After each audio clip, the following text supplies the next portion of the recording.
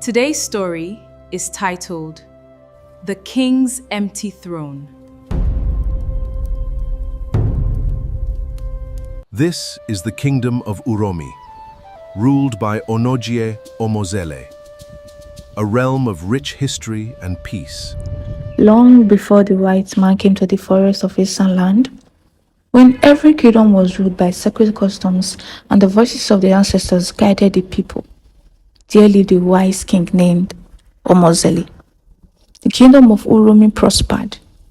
The farms yielded abundant yams, palm trees overflowed with fruit, and no child slept hungry.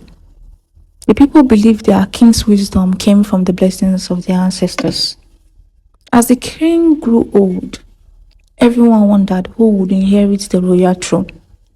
He had 3 sons, Prince Osahon, Prince Egose, and Prince Oje.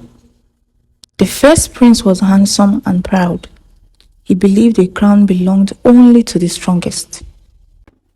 The second prince was rich. He often boasted that wealth could solve every problem. The youngest was quiet. He spent his days among farmers, hunters, herders, and children, learning from them instead of seeking praise. Before choosing his successor, the Onoje summoned the princes. "My sons," he said, "the ancestors have spoken. Tomorrow, each of you shall leave the palace with nothing but a walking stick. Return after 7 days with the greatest treasure you can find." The princes departed. Prince Osahon gathered warriors and returned with captured enemies, believing power was the greatest treasure. Prince Egosa traded with distant merchants and returned with bags of coral beads, ivories, and gold. Prince Oje returned with empty hands. The palace erupted in laughter. "Where is your treasure?" mocked his brothers. The young prince bowed. "Saiki Onoje, Father, I found a village struck by sickness. Their farms were abandoned.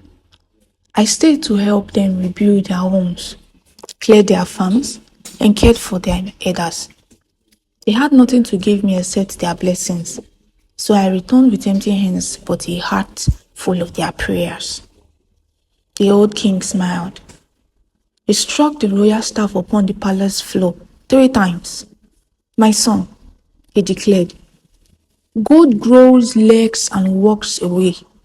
Strength fades with age, but the love of your people protects a kingdom forever." The palace fell silent. The elders nodded in agreement. The priests raised the royal horn.